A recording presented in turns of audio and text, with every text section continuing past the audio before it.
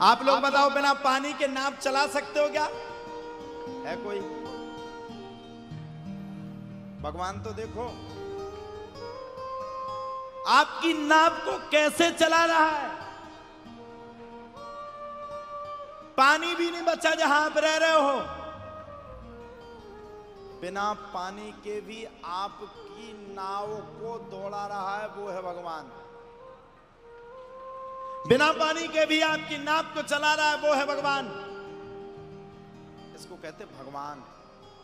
बिन पानी के नाव खे रहा है, खे रहा है, वो नसीबों से ज्यादा दे रहा है। अरे भाई, आपकी बिना पानी के नाव चला रहे हैं, वो है भगवान।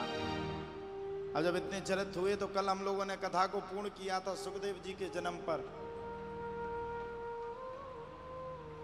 सुखदेव जी का जन्म हुआ और जन्म के साथ ही सुखदेव जी महाराज ने घर का परित्याग कर दिया। अब पूछो, सुखदेव जी महाराज ने घर का परित्याग क्यों किया? जन्म के ही साथ घर का परित्याग करने में सुखदेव जी का एक संशय था। सुखदेव जी जानते थे माता पिता में चक्कर में पड़वा देंगे, हमारे घर परिवार को चक्कर में पड़वा देंगे, हमारे बच्चों को चक्कर में पड़वा देंगे, हम माया के चक्कर में पड़ जाएंगे। अच्छा सही बताना, संसार किसके लिए कमा रहा है? आप सब लोग बैठे, किसके लिए कमा रहे हो? अपने बच्चों के लिए, परिवार के लिए। जिंदगी भर कमा कमा करके किसके लिए मरते हैं? परिवार के लिए। और जब वही बच्चा, वही संतान आपका साथ ना दे तो कष्ट होगा कि नहीं होगा? होगा कष्ट कि नहीं? आखिर माँ बाप बच्चे को अंतिम समय तक क्यों रखते हैं? उसको पाल पोस करके बड़ा करते हैं। क्यों करते हैं? पाल पोस करके बड़ा करने में भगवान का भी एक सक्षमता है, माता पिता की भी एक सक्षमता है। वो आशा रखते हैं, अपने बच्चे से आशा रख के वो बैठते हैं। मेरा बालक जब बड़ा होगा तो खड़े होकर के मेरे लिए कुछ ना कुछ करेगा, मेरे लिए जीवन जीने का इंतजाम करेगा, मेरे लिए ये करेगा वो करेगा। ये माता पिता की सोच है। सोचो, वही बालक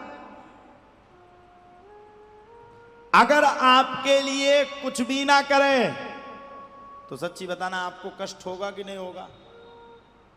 होगा कि नहीं होगा? उसी प्रकार से सुखदेव बाबा ने घर का त्याग किया। वेद व्यास जी महाराज ने सुखदेव को बुलाने का सतत प्रयास किया, बार बार प्रयास किया। वेद व्यास जी महाराज ने मन में विचार किया, सुखदेव आएंगे, सुखदेव को हम संपूर्ण कथा सुनाएंगे, सुखदेव मेरी बात को सुनेंगे। लेकिन सुखदेव ने किसी बात को नहीं सुना, घर का त्याग कर दिया। अब एक बात कहूं, इसमें भी एक संशय है, सभी लोग ध्यान से सुनना। जो जिस चीज का नशाबाज होता है उसको उसी नशा की सबसे बड़ी हैबिट होती है। आप लोगों ने देखा होगा, गुटखा खाने वाला होगा तो गुटखा खाने वाले आपस में भाई बन जाते हैं।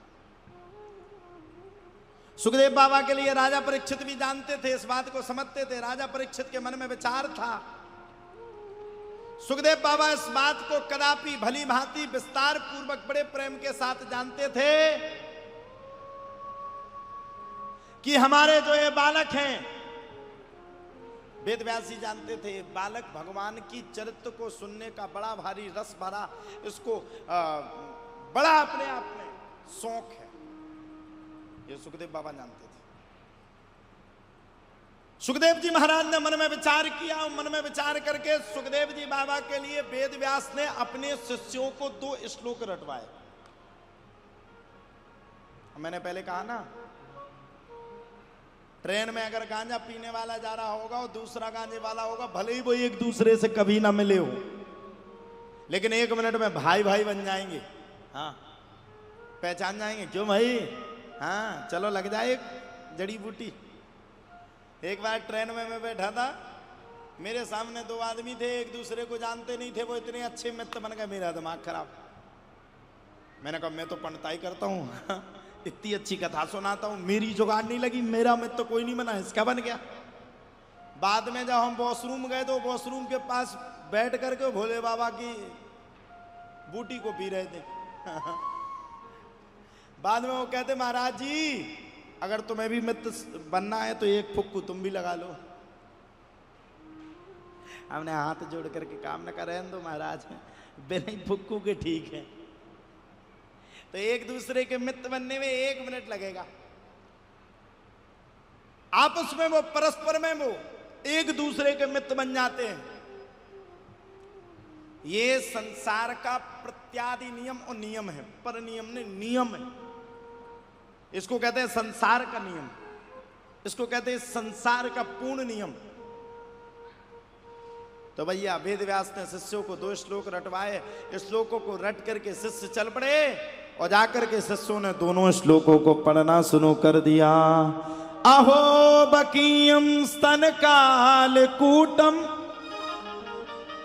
जिघांसया पायदा लेभे गतिम धातृचितां ततोन्यम कम बादयानुम